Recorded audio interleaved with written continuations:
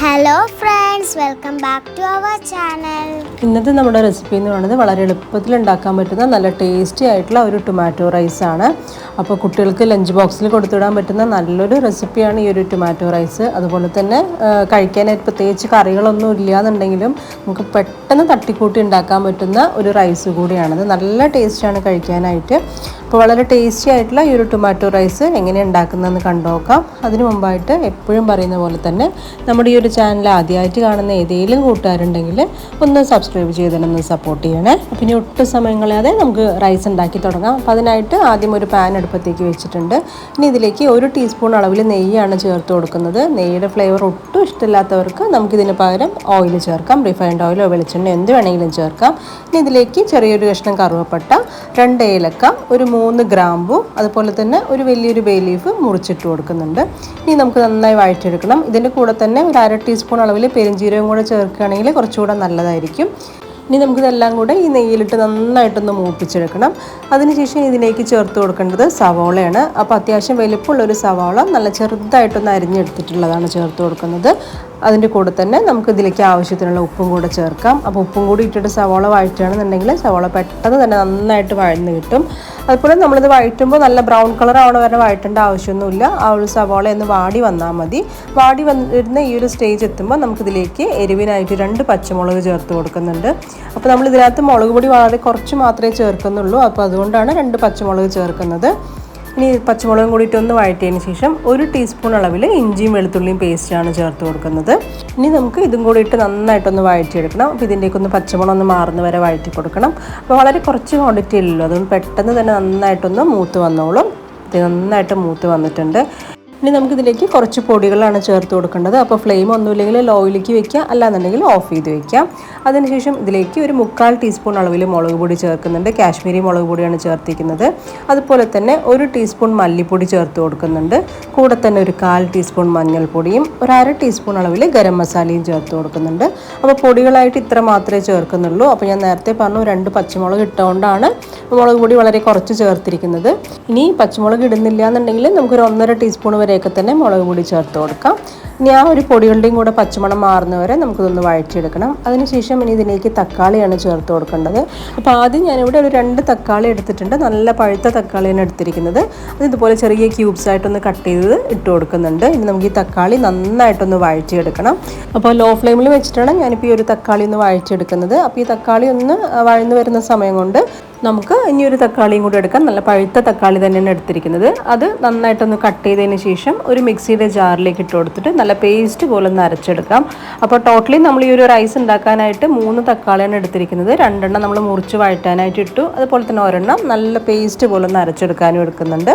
അപ്പോൾ നന്നായിട്ട് ഒട്ടും വെള്ളം ചേർക്കാണ്ട് വേണം അരയ്ക്കാനായിട്ട്. ഇതുപോലെ നല്ല പേസ്റ്റ് പോലെ അരച്ചെടുത്തതിന് ശേഷം നമ്മൾ ആ വഴറ്റാൻ വെച്ചിരിക്കുന്ന ആ ഒരു കൂട്ടിലേക്ക് ഈ ഒരു തക്കാളിയുടെ പ്യൂരിയും കൂടെ ഒഴിച്ചു കൊടുക്കാം.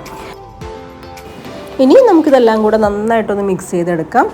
ഇനി നമുക്ക് ഈ തക്കാളി നന്നായിട്ടൊന്ന് കുക്കായി കിട്ടണം. അപ്പോൾ അതിനായിട്ട് മീഡിയം ഫ്ലെയിമിൽ തന്നെ വെച്ചിട്ട് ഒന്ന് അടച്ച് വെച്ചിട്ട് 2 മിനിറ്റ് കുക്ക് ചെയ്തെടുക്കാം. അപ്പോൾ എണ്ണ ഒന്ന് തെളിഞ്ഞ് വരുന്ന ആ ഒരു സ്റ്റേജ് വരെ നമുക്കൊന്ന് കുക്ക് ചെയ്തെടുക്കണം. അപ്പോഴാണ് നമ്മുടെ ആ ഒരു തക്കാളി ചോറിന് നല്ല ടേസ്റ്റ് ഉണ്ടാവുക. അപ്പോൾ ഞാൻ എന്തായാലും ഒന്ന് അടച്ച് വെച്ചിട്ട് ഒരു 2 മിനിറ്റ് മീഡിയം ഫ്ലെയിമിലിട്ട് കുക്ക് ചെയ്തെടുക്കുന്നുണ്ട്. അത് 2 മിനിറ്റ് കൊണ്ട് തന്നെ നമ്മുടെ തക്കാളിയൊക്കെ നന്നായി കുക്കായി വന്നിട്ടുണ്ട്. ഇനി ഈ ഒരു സ്റ്റേജ് എത്തുമ്പോൾ നമുക്കിനി ഇതിലേക്ക് കുറച്ച് മല്ലിയിലയാണ് ആദ്യം ഞാൻ ചേർത്ത് കൊടുക്കുന്നത്. അതുപോലെ തന്നെ ഇനി നല്ലൊരു ടേസ്റ്റ് കുറച്ചും കൂടെ ഒന്ന് കൂടി കിട്ടാനായിട്ട് ഞാൻ 1/2 ടീസ്പൂൺ അളവിൽ പഞ്ചസാരയും കൂടെ ചേർത്ത് കൊടുക്കുന്നുണ്ട്. അപ്പോൾ ഒരു എരിവും പുളിയും എല്ലാം കൂടെ നന്നായിട്ടൊന്ന് ബാലൻസായി കിട്ടാനാണ് ആ ഒരു പഞ്ചസാര ചേർക്കുന്നത്. അപ്പോൾ നമ്മുടെ ചോറിന് ഒരു പ്രത്യേക ടേസ്റ്റ് തന്നെയായിരിക്കും. അപ്പോൾ നമ്മുടെ മസാലക്കൂട്ട് ഇത്രയേ ഉള്ളൂ ഉണ്ടാക്കാനായിട്ട്. നമ്മുടെ തക്കാളി ചോറിനുള്ള മസാലക്കൂട്ടിൻ്റെ പ്രിപ്പറേഷൻ റെഡി ആയിട്ടുണ്ട്. ഇനി നമുക്കിതിലേക്ക് നമ്മൾ നേരത്തെ വേവിച്ച് വെച്ചിരിക്കുന്ന ചോറാണ് ചേർത്ത് കൊടുക്കുന്നത്. അപ്പോൾ ഞാൻ കൂടെ എടുത്തിരിക്കുന്നത് ബസ്മതി റൈസിൻ്റെ ചോറാണ്. അപ്പോൾ ഒരു 1.5 കപ്പ് അളവിലാണ് ഞാൻ ചോറ് വേവിച്ചെടുത്തിരിക്കുന്നത്. അപ്പോൾ ചോറ് വേവിക്കുന്ന സമയത്ത് തന്നെ അതിനകത്തേക്ക് ഉപ്പ് ചേർത്തിരുന്നു. അപ്പോൾ അങ്ങനെ ഉപ്പ് ചേർക്കാണ്ടാണ് നമ്മൾ ചോറ് വേവിക്കണമെന്നുണ്ടെങ്കിൽ ഈ ഒരു മസാല തയ്യാറാക്കുമ്പം ചോറിനും കൂടെ ആവശ്യത്തിനുള്ള ഉപ്പ് ചേർത്ത് കൊടുക്കണം. ഇനി നമുക്ക് നന്നായിട്ടൊന്ന് മിക്സ് ചെയ്തെടുക്കാം. ഞാനിപ്പോൾ ഇവിടെ ബസ്മതി റൈസ് എടുത്തതുകൊണ്ട് അതിൽ വെച്ച് തന്നെ തക്കാളി ചോറ് ഉണ്ടാക്കണം എന്നൊരു നിർബന്ധവും ഇല്ല. നമുക്ക് ഏത് അരി വെച്ചിട്ട് വേണമെങ്കിലും ചെയ്തെടുക്കാം. പൊന്നിയരി വെച്ചിട്ടോ അല്ല ജീരകശാല അരി വെച്ചിട്ടോ ഏത് വെച്ചിട്ട് വേണമെങ്കിലും നമുക്ക് ചെയ്തെടുക്കാം. ഇനിയിപ്പോൾ ഇതൊന്നും അല്ലാന്നുണ്ടെങ്കിൽ നമ്മൾ ഉച്ചയ്ക്ക് ചോറ് ബാക്കി വന്നിട്ടുള്ള ചോറുണ്ടല്ലോ, നോർമൽ നമ്മൾ ബോയിൽ റൈസിൻ്റെ ചോറ്, അത് വെച്ചിട്ട് വരെ നമുക്ക് ഈ ഒരു തക്കാളി ചോറ് ഇതേ ഒരു രീതിയിൽ തന്നെ ചെയ്തെടുക്കാം. നല്ല ടേസ്റ്റ് ആയിരിക്കും. അപ്പോൾ ഇത് എല്ലാ മസാലയും എല്ലാം കൂടെ നന്നായിട്ട് ഇതുപോലെ ഒന്ന് മിക്സ് ചെയ്തെടുത്തിട്ടുണ്ട്. ഇനി അവസാനമായിട്ട് കുറച്ച് മല്ലിയിലയും കൂടെ ഇതുപോലെ തൂവിച്ച് കൊടുക്കുന്നുണ്ട്. ഇനി ഒരു അല്പം കൂടെ ടേസ്റ്റ് കൂടാനായിട്ട് ഒരു പാനിലേക്ക് ഒരു 1/2 ടീസ്പൂൺ അളവിൽ നെയ്യ് ചേർത്ത് കൊടുക്കുന്നുണ്ട്. ഇനി ഇതിലേക്ക് നമുക്ക് കുറച്ച് കാഷ്യൂ നട്ട്സ് ഒന്ന് ഫ്രൈ ചെയ്തെടുക്കാം. അപ്പോൾ ഇത് ചേർക്കണം എന്നൊരു നിർബന്ധമില്ല, ഞാൻ പറഞ്ഞു കുറച്ചുകൂടെ ഒന്ന് ടേസ്റ്റ് കൂടാനായിട്ടാണ്. നമുക്ക് ഈ ഒരു കാഷ്യൂ നട്ട്സിൻ്റെ പകരം കപ്പലണ്ടി ചേർത്ത് കൊടുക്കുകയാണെങ്കിൽ നല്ല ടേസ്റ്റ് ആയിരിക്കും കേട്ടോ. അപ്പോൾ നമ്മുടെ അടുത്ത് കയ്യിൽ ഏതാ ഉള്ളത് അത് നമുക്ക് ചേർത്ത് കൊടുക്കാം. അപ്പോൾ ഈ നട്ട്സ് നന്നായിട്ടൊന്ന് റോസ്റ്റ് ചെയ്തതിന് ശേഷം നമുക്ക് അതും കൂടെ ഈ ഒരു റൈസിലേക്ക് ചേർത്ത് കൊടുക്കാം. അപ്പോൾ ഇത്രയേ ഉള്ളൂ നമ്മുടെ തക്കാളി ചോറ് ഉണ്ടാക്കാനായിട്ട്. വളരെ എളുപ്പമാണ് ഉണ്ടാക്കാൻ, എന്നാൽ നല്ല ടേസ്റ്റുമാണ്. എല്ലാവർക്കും ഇഷ്ടാവുകയും ചെയ്യും. ഇതിൻ്റെ ഒരു ടേസ്റ്റ് വല്ലാണ്ട് കുന്നണ മസാലകളും കാര്യങ്ങളും ഒന്നും തന്നെ ഇല്ല. അപ്പോൾ അതുകൊണ്ട് തന്നെ എല്ലാവർക്കും നല്ല ഇഷ്ടത്തോടെ കഴിക്കുകയും ചെയ്യാം.